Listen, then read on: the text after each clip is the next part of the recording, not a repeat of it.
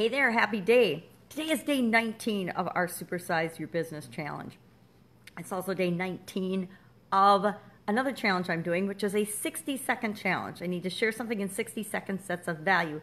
So today I want to talk about if you want to change your results, all you have to do is change your perspective. And since we're talking about optimization and how we optimize our process of the process we looked at yesterday, it's really fitting because one of the ways I like to optimize a process, the process that I'm analyzing, is to look at it backwards. Now, looking at something backwards is a change of perspective. And if I change the way I look at something, the thing I look at changes. A lot of times we keep getting the same result in our life because we aren't willing to look at the situation differently. And if we look at a situation differently, we'll often change what we're doing, the actions that we're taking. So that is my quick take on how we optimize our process and what we're going to do to supersize our business. And again, if you want a different result, change the way you're looking at something. Change your perspective. If I want a different result, all I have to do is change my thinking and everything else changes. And we're going to take that approach to optimizing our business and supersizing our business. Now, yesterday, I, just like you, picked a process that I'm doing in my business and I documented it. I wrote it down step by step. What do I do? And I thought about if I were a new person being exposed to my business, what do I experience? And I wrote down step by step what I do internally. But I went a step further and said, okay, I'm a customer coming to you. What do I experience? Because that also gave me a change of perspective and a different way of looking at what's going on in the situation.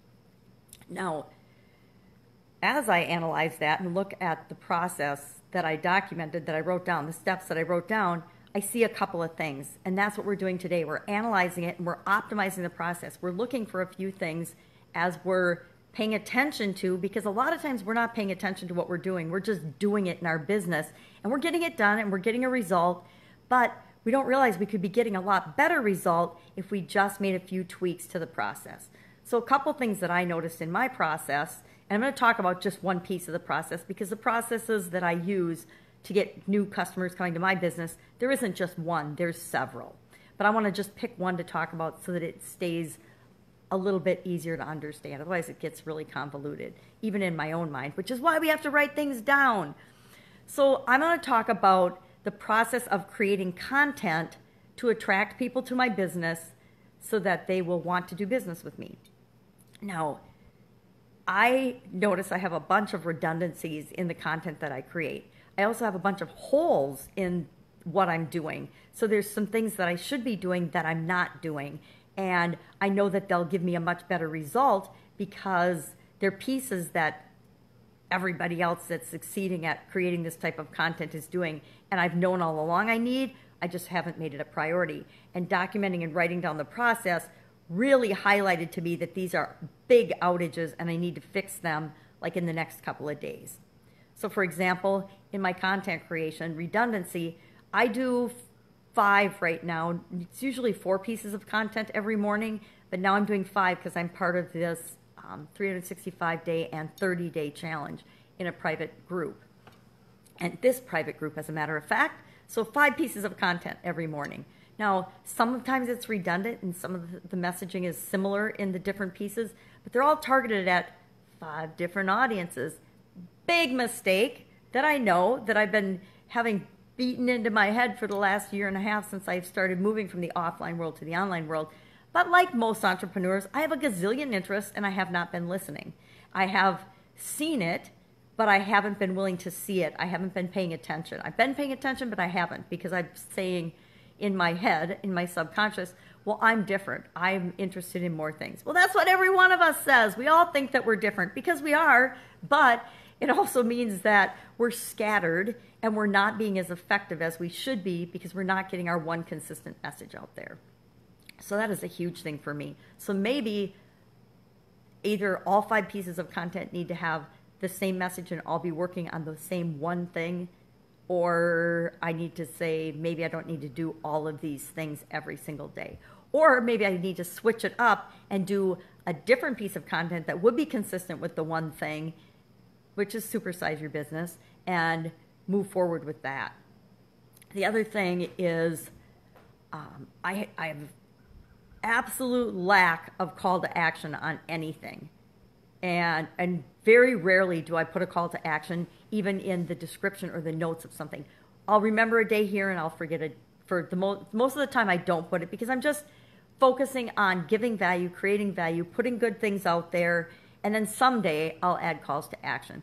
But I do think I need to either add follow-up sequences or some steps to actually let people know how to reach me, because I find that we all get busy, we're all busy, and there's so many things vying for our attention. If I don't make it easy for people, it's easy not to do. It's like, oh yeah, I like that piece of content, but I'm not going to click on your name, check your profile, and then figure out where I have to go to contact you. People are busy. Now, if they really, really want to work with me, they do that, but I don't have to make it that hard for them. So that's a huge outage and a huge hole in my process that I can very easily patch up and fix. What else was the other hole? The other thing is I do not have any consistent intro and outro type messaging. So I've been doing a podcast. I think I started it in one day at the end of February. I knew I needed to do it for about 9 months, but I was scared, so I just never did it. And then a friend of mine created hers in a week, and I'm like, well, dang, if she can do this in a week, now she did a really good job. I can do it in a day. So I put mine up and started doing it in a day. But as part of that is I never put an intro on it. I never put any outro on it. I don't have any music in it. And again, I'm doing 4 different podcast segments a day, and each of those are a little bit different. They're for a different purpose and a different audience. And so I need to say and ask myself, how do I bring that all in? And how do I get that intro, that outro, that music, the call to actions? How do I get those things in there and get those done in the next few days? Because I know it's been bugging me. It's been eating away at me a little bit. So I know the hole's been in the process the whole time, but I think it's time to plug those holes and fix those things in the process. So my trick for a quick and easy way to find the holes in your process or to find the redundancies, just like I gave the example of how I pretended to be an order and I went through the system forward. Well, I did that the first time to get to know everybody and to meet everybody and to document and understand their processes. But what I did the second time through is I came through the whole system backwards. And that allowed me to have an easy change of perspective, a different way of looking at things. If you're looking at things backwards and going through a process backwards, it just gives you a different tweak and a different mindset. And that really makes it quick and easy to find out where things are missing. The other thing is if you go through your process from someone else's point of view, like your customer's point of view, that also gives you a really good change of perspective. And it makes the pieces that you're missing blaringly obvious, so you know what to change or improve to optimize your process. That's what this step is all about. So today, your action is to look at the process steps that you wrote down yesterday and ask yourself, is there anything that I'm doing that I don't need to do? Is there any unnecessary effort or use of resources here that I just don't have to do?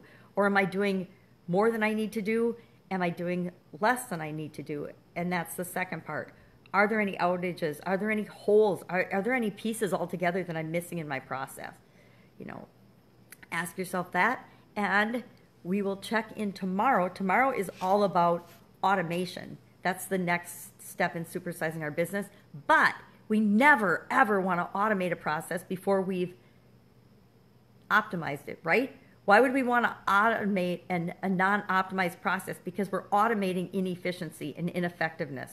Not a good idea. We could automate ourselves right out of business, right? So first, define your process. What is it? Write it down. Second, look for ways to improve that process, optimize that process, actually make the improvements to the process, and then we'll go to tomorrow's next step in the supersizing our business process, and that is automating the processes that we can automate.